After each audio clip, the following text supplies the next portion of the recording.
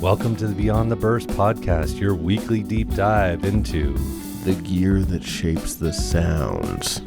We're your hosts, Dave Lozon and Sean Finkler from Lozon Music in Canada. Each week, we'll be looking at the most exciting guitars, pedals, amps, and studio gear that crosses our path. Plus, real talk about the music industry and the stories behind the gear. Whether you're a bedroom shredder, touring pro, or gear nerd, just like us, you're in the right place. You know how to say his name? No. Okay. I thought it was Jerkowitz. Henry Jerkowitz. I had a teacher in grade 5 when I lived in Connecticut that's name was Jerkowitz. Mr. Jerkowitz. He wasn't a jerk. He was a nice guy. I think he's probably going uphill against that name. Jerkowitz? Yeah. Yeah, probably. That would be a tough one. So every time I see Henry's name, I always just thought Jerkowitz. Well, he transformed that company. I mean, Gibson, 1986. We just looked at some promo material from 1985, the designer series, and you kind of see why Gibson bottomed out. You know? You mean the Confederate flag on a, like, what is that thing? The Rebel Invader. Rebel Invader. And the Union Jack Explorer. I mean, some pretty tragic designs, and this was not a great era for Gibson, the 80s. No, I mean, so good. You know, I guess classic guitars had kind of fallen out of favor completely, right? Yeah. So everything this is the world of like Charvels and Jacksons, I guess, and whatever Super Strat that was happening at the time. Not everyone navigated that so well, did they? You know, not every company was able to come out alive. No. In particular, Gibson and Fender, right? Like they didn't do the best job. Fender didn't, right? No. Every Strat style guitar people wanted was more like had a Floyd Rose on it and was, you know, Eddie Van Halen inspired kind of thing. A lot of copycats out there at the time too. Yeah, not a lot of shredders playing Les Pauls. No, which has changed. It has changed. So 1986, Henry comes in. He saves the company from, you know, almost bankruptcy. Well, he buys the company. Sure, yeah. And it was a pretty low price, I think. Right. Do you know what the number was? I do Was not. it like $10 million? Yeah, we should look it up. It's something shocking. It was probably too cheap because... quality podcasting is when you look it up live on Google. That's right. While you're doing it, right? But yeah, so he came in 1986, and Gibson had really hit a low point, and they were on their way out, truthfully. I mean, he came in at a time where, you know, like you said, electronic music was on top, and not a lot of brands were doing well. Fender wasn't doing well. A lot of the, major amp brands, too, kind of starting to disappear. 70s have passed. New generation of music. And Henry came in, and he did some good things for that company. You know, in the beginning, he really transformed them. I know he had a focus, too, on some kind of lifestyle stuff and consumer electronics. He broadened the scope of what Gibson was doing. You know, very good for that company at the beginning. Sure. Yeah, I agree, but I'm going to disagree with you on that he saved the company because I have another person that saved the company. Let's hear it. So I tried to look it up, what he paid for the company. I can't remember, but it's something very low. It's a shockingly low number. Mm-hmm. And, but I think he bought it just at the right time because the guy that saved the company is Slash. Oh, that's fair. You know? That is fair. Like no one put Gibson more back on the map than Slash in 1987 when, you know, well, December 87 is when Appetite came out. So like 88. And what's this, 2 years after Henry bought the company? Yeah. Slash made that guy look really good. Little life preserver. I'd say. Golden life. And he still does a lot for that brand. He's still out there playing. I saw a video of him yesterday, and I thought, this guy has a way to not age. Like, he still looks pretty good up there. He looks pretty good. You know? Which is shocking considering, like, how, you know, depraved part of his life was. Right? I think he turned it around with just enough time left. Sure, you know, got the pacemaker or whatever, and then he turned it around, and thank God, because he's still here. Yeah, and he's still playing great. I love Slash. Slash is my original like hero for me growing up. He's pretty cool. But yeah, at that, all of a sudden, people wanted Les Pauls. And Henry was there to capitalize. Henry was there. I mean, Slash wasn't playing a Gibson. Right.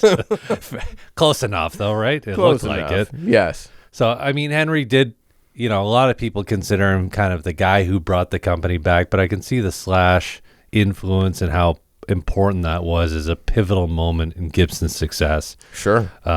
Henry was a contentious character. Yeah, it sounds like he was pretty out there. Kind of like a Howard Hughes character at times, eh? Sure, yeah. I mean, just some of the things that would come up, right? Like Desert Burst, that finish. I came up with it when I was flying over the oil fields in Saudi Arabia or whatever. It was kind of weird. Not a great rich guy either. Stuff. Yeah. Desert Burst? Yeah.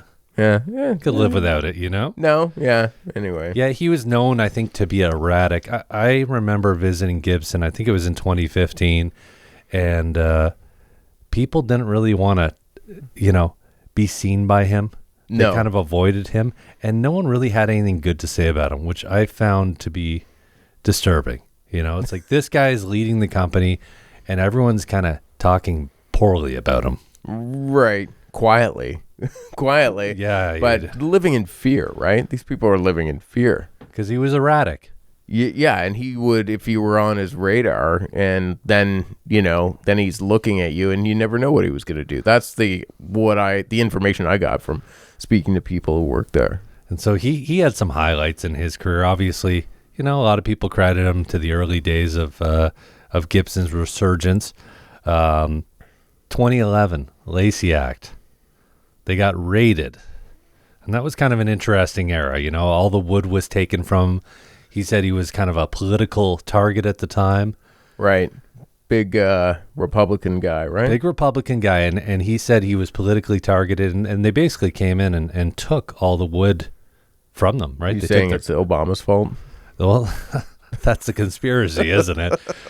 But they took the wood. They took the ebony. So we had that long run of Richlight. Synthetic, yeah. Right. Synthetic ebony because they had none. So that was 2011, huh? 2011. I mean, it feels like just yesterday. Well, that's only, 14 years ago. 14 years of him being in the guitar business longer. Because is that when, with the Lacey Act, is that when Rosewood went on or was that later when Rosewood went on the endangered species? It was the CITES thing for all Rosewood. Yeah, I don't know.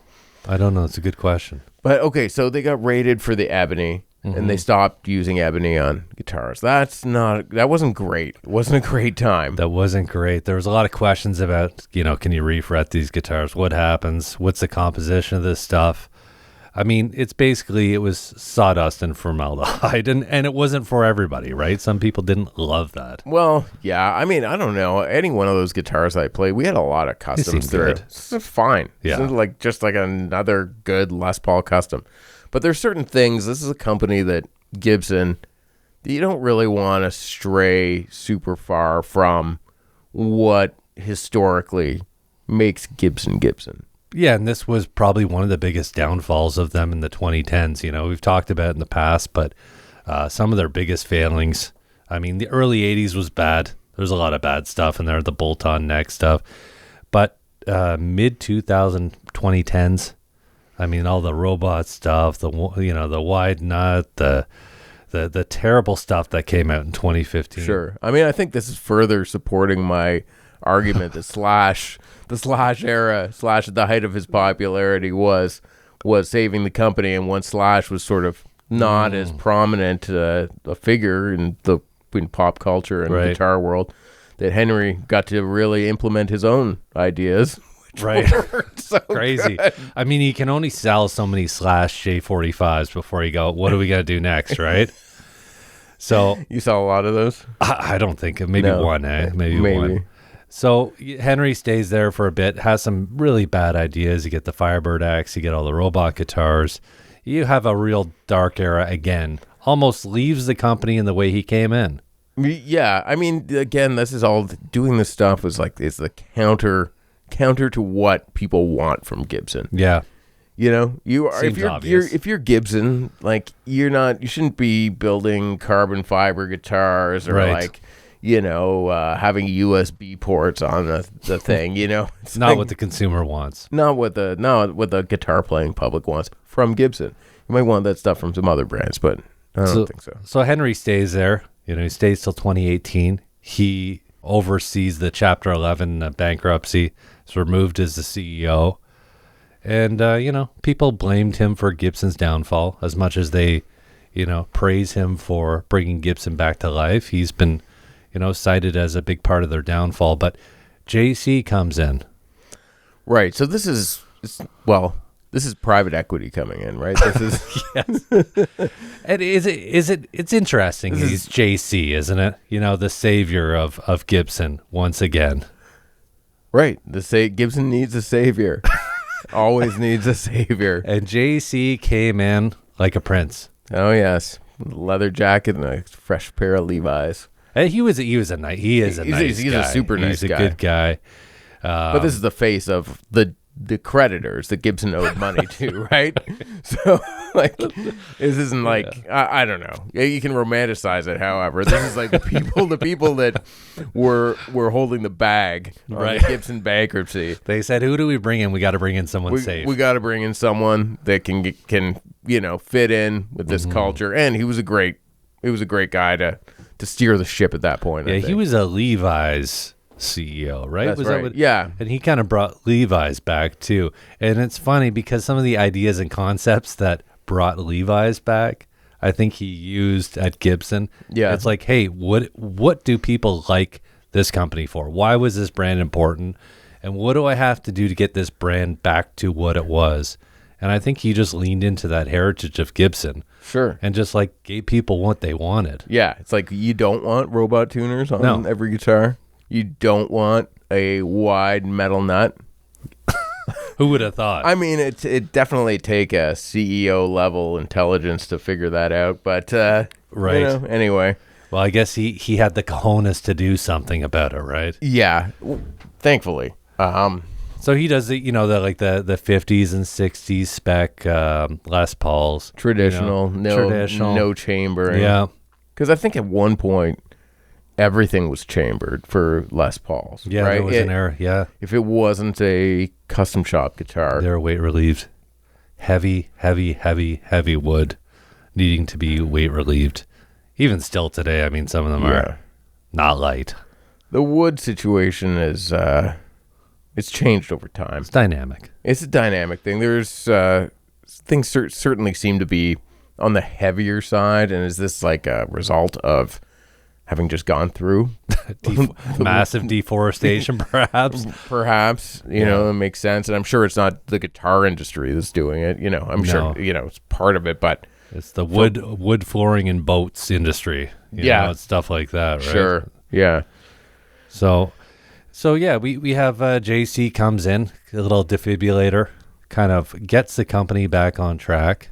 Really, really good. You know, people like him. Kind of a cool guy. Yeah. And JC does his thing, and he gets a pat on the back, and he kind of moves along. Caesar comes in. So it's JC's thing, though, like come in, like quick, like resurrect, move on to the next project. What's he doing these days? That's a good question. I have no idea. He's probably resurrecting something else. Right. Dove or something. I don't know what he's doing next, but, you know, 2021, Caesar comes in.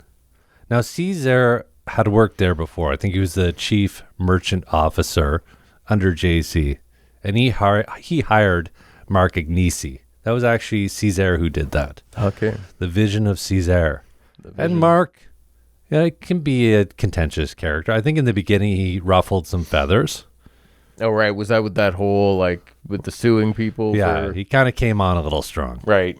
Anyway, yeah. It's but it's been good for them lately. Yeah, he's a good ambassador for the brand, I think, and he certainly knows a lot about Gibson. He does. He came from the vintage world, right? He worked at Norm's. Mm-hmm. Yeah, Mark's a really nice guy. Yeah, very knowledgeable. And so, he's been kind of the brand ambassador, and Gibson's opened up the Gibson Garage. So we went down there when we were in Nashville. They have one in Nashville. Right. Well, we were going to the factory, but the Gibson offices, like separate from the factory, the corporate offices are upstairs from the Gibson garage. And the Gibson garage is Gibson being in the retail guitar business. Yeah, so like a few of the manufacturers, a few of the big guys, the Fender, Gibson, I don't know, PRS sell direct? No, PRS does not. Not yet. Not yet. So they've started selling direct, and Gibson has opened up some retail locations where, you can go and spec out your own custom shop guitar. You can pick off the rack from, a few hundred guitars. They have guitars in store. Sure. I think you can also, like, you can just order it. Like, you don't have to go there physically. Like, they're competing online, I believe, with their own dealers in the U.S. anyway. So this is obviously affected the retail landscape in the U.S. In Canada, we're a little bit sheltered from this because they don't sell across the borders. Right. They have one in the UK. So we've got our own suck and blow situation here, though, don't we? Well, yeah. In Canada, there's a distributor, and distributor's owned by Long McQuaid, who is the biggest Canadian musical instrument retailer. Yeah, they're pretty big. Kind of a similar sort of situation. Was there 3 of them in our city? So there's 3 Long McQuaid. So they kind of come in. They buy a lot of shops that are going out of business. They'll buy the inventory. Sometimes they buy the building. They do the whole thing. Buy the people, sell the people. So they've got a thing going on, and it seems to be working for them. Yeah, yeah. But we're sheltered from Gibson Direct because we have a distributor in Canada. So we have the fine folks there to hold our hand. Yeah. Which has its strengths and weaknesses. Yeah, it's good. I mean, it's good. We're kind of able to, this whole thing, we're kind of able to do our own thing with Gibson, which is nice. A lot of people might not know is that in the guitar business, to varying degrees, manufacturers will have set expectations for you or even tell you like what you should be ordering. Right, and your stocking profiles. Yeah, your style. You have to have 2 of these. You have to have 5 of these. You have to do this. We need support on the Firebird X. Right, and then you've got 6 Firebird X's that you're living with, or you'll live with forever. Yeah. But that's not the kind of guitar store that we operate. Like we like to do our own thing, and we do our own thing well, and we do well with brands like Gibson and brands like Fender, but we're not doing just the normal offering of stuff. We kind of go our own way, and fortunately we're able to do that with Gibson. We're able to do that with everyone we work with. Eventually they all capitulate. Yeah, I mean, there's a way, I think, for us to make Gibson exciting for us. There's a way that we've kind of carved out a path with Gibson that's unique to this store and represents both what Gibson does but represents what we do here. Yeah, so we do go down, we pick out hand-picked tops. We try to spec out, one guitar at a time with a hand-picked top, and sometimes a finish that's outside the box. Yeah, outside the box, inside the box. But the whole idea, what we like, is that every one of these has got our fingerprints on it, so to speak. Like, we're trying to find the right piece of wood with the right finish, the right set of specifications for each individual thing. We're not just ordering anything up blind. It's all, we've had our hands on the wood to come up with the guitar. Yeah, it makes it a lot different. And there's certain things you can do to make sure that the build you're getting is going to be a good instrument. Every company has their strengths, but as much as they have strengths, they have weaknesses. Sure, you're going to find out what those weaknesses are over time, right? We're going to find out. Yeah, we're going to find out. We may shelter you from it. Right. But of course, now we're talking about custom shop here. Right. This is the only way you can do sort of what you want more so is custom shop, which is a different factory than Gibson USA. Yeah, no longer Memphis, right? Memphis closed, was it 2015? Memphis did close, but it wasn't a custom shop. They called it a custom shop. They called it a custom shop, and it was a factory where they made ES guitars. They made the ES 335s and the laminate top, the ply construction guitars they made there. But still, the Nashville custom shop was making like the the jazz guitars, the arch tops and stuff, which I don't know if they're bringing those back or what, but Nashville Custom, Nashville Custom Shop was always making the Les Paul reissues and SGs and that type of thing. Yeah, so Gibson Custom Shop right next to Gibson USA, and all the production's been moved to those two factories, and they're doing semi-hollow in Gibson USA and obviously in the custom shop too. Yeah. 335s, but no 295, no 275. I mean, all that stuff is 175 on pause. Yeah, 175. Yeah. Yeah, that stuff's on pause, but also like the L5s, Birdland, Super 400. Like we would have those. Special. Yeah, I think the molds broke. Really, I think that's like what happened. But I think also the people that were making those guitars. There was one guy. Right. Can't remember. Yeah, I know there was a guy who worked there until he was quite, more advanced age, but he had been building all of those. This one guy. It's wild. I remember seeing at Gibson in Memphis the machine that they used to shape the 335s, and it was an old Ford machine, like turn of the century. It was actually used in the auto industry. Oh yeah, and they kind of retrofitted this press to be able to make guitars. And I thought, like, how old is this thing? It's like from the 30s or something. And that one machine had been responsible for probably 1 million guitars. I don't know how many guitars, but I mean, this was really primitive in my mind for how advanced you think companies are, how innovative and like modern, up to date. It's like they're using this thing from like the 30s here. Yeah, I mean, a lot of Gibson construction is surprisingly old school, right? Hands on. Yeah. The the binding, it's like it's glued on, then they tape the guitar. It's all hand work. Mm-hmm. A lot of hand work and a lot of rudimentary machinery. I mean, they are obviously modernized somewhat now, but there's still more hands-on work than other factories that I've seen.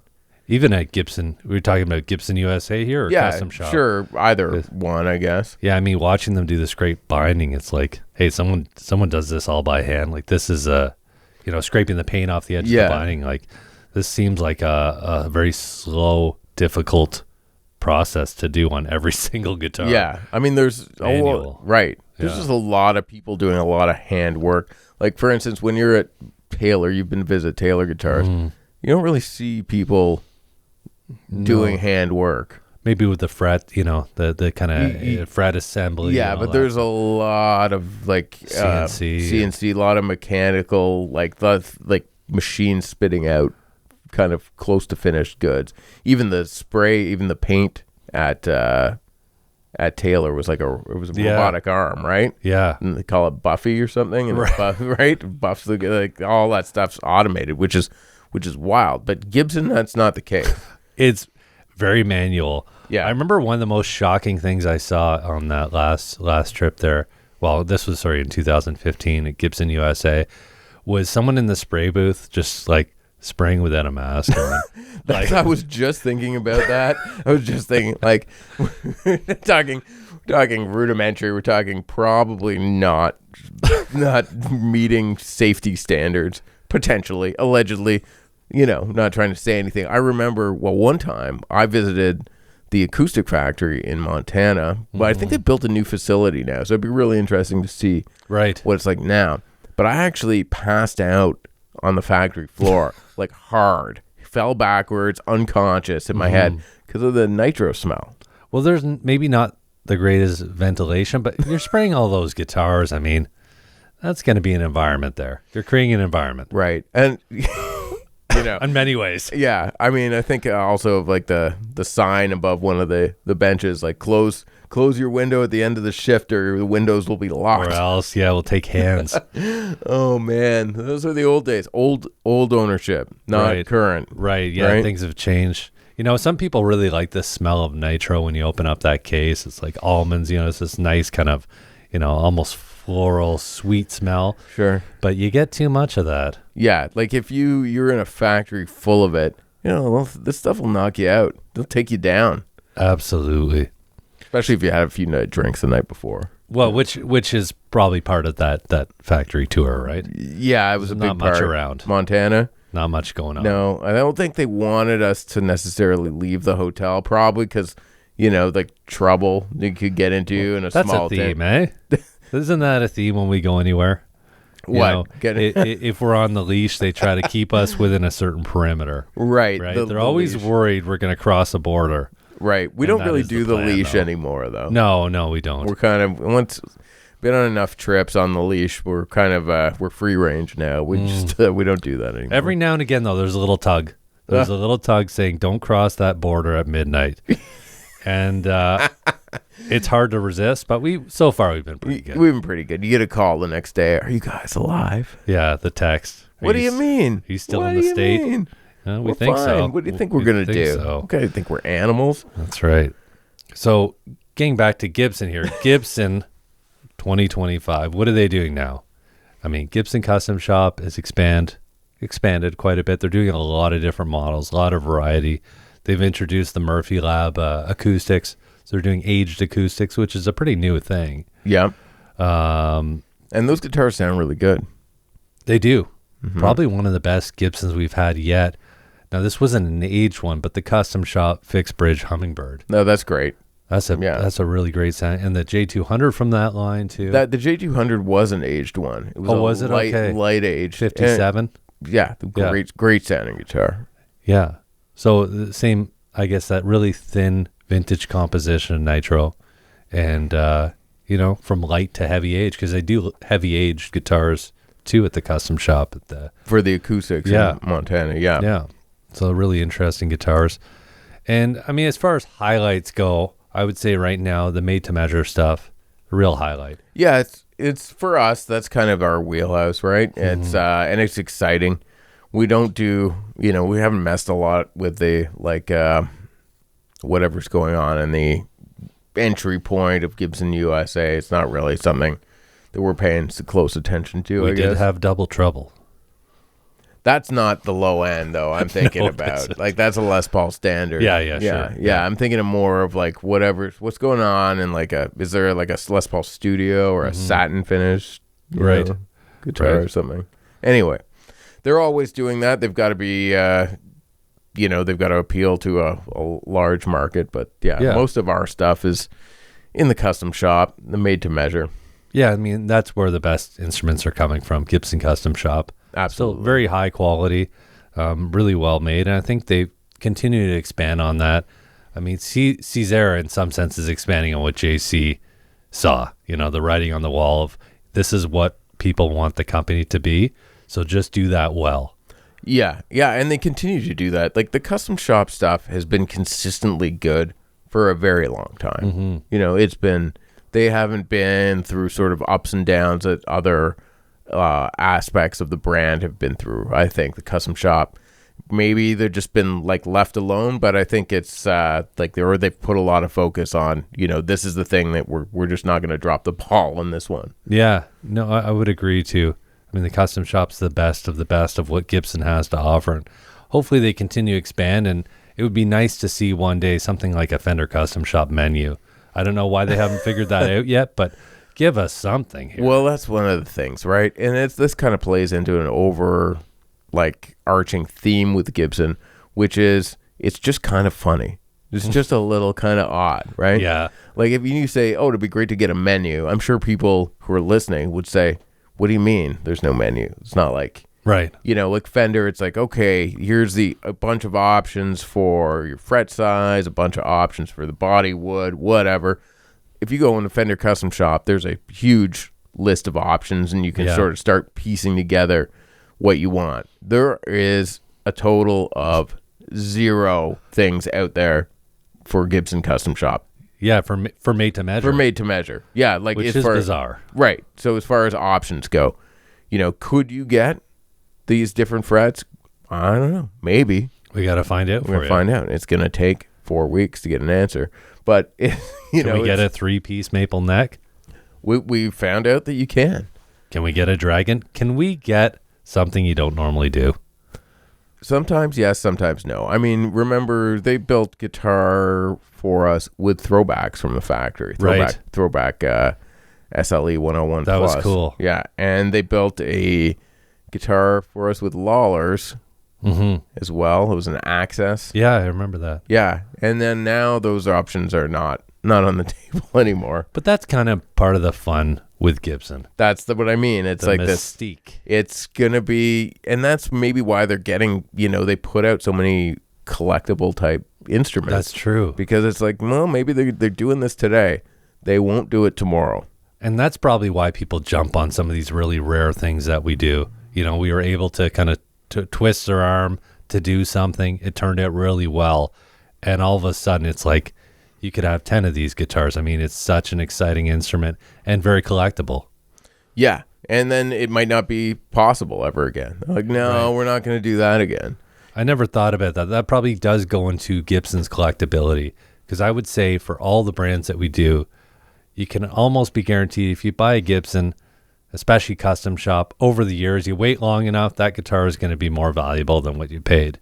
Definitely the most collectible, maybe up there with some of the Fender custom shop stuff, but very collectible guitars. Yeah, I think the Gibson stuff, it seems to be just more collectible or more special, like the one-offs, I think it's just like that's the cream of the crop for interesting, like, and future value, perhaps. Like some of those guitars that the custom shop has done have gone up so much in price, right? That's true, yeah. Some of the artist guitars, like the Jimmy Page. That's true, yeah. I forgot about that, yeah. Those are very valuable guitars. Sure. Now. A guitar that cost $20,000 when it came out that's then worth $100,000 or something, like just a few short years later. Yeah, I guess rarity is a big part of that, right? Yeah. Yeah, Gibson's got that down. And that's the mystique. It's one of the things. Beauty of the brand. It is the beauty of the brand. Mystique. Unpredictability. Yeah, again, and one day though, it would be nice to see some type of menu come together for the made to measure stuff, even for our sake, to have a bit more of a guideline to what we can and can't do. Sure. Maybe we should just make a menu and suggest it to them. That's like what was that company that did the Sir Builder before Sir did it? Oh yeah, Matt's Music. Yeah, shout out to Matt's Music. Yeah, that was really good. And then Sir kind of came out with that custom configurator after that. So, I mean, it's nice when you can visualize it, because then you go, hey, I want that thing. Right.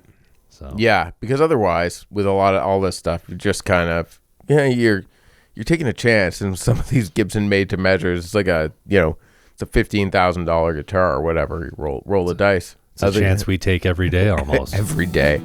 Thanks for joining us today. It was great to shoot the breeze about Gibson. One of the, if not the most iconic brands in our industry. It's definitely a legendary brand, and we continue to have fun with our custom one-off builds and some of the exciting stuff Gibson's been putting out. Absolutely. And if you like this podcast, please like and subscribe to hear more from us.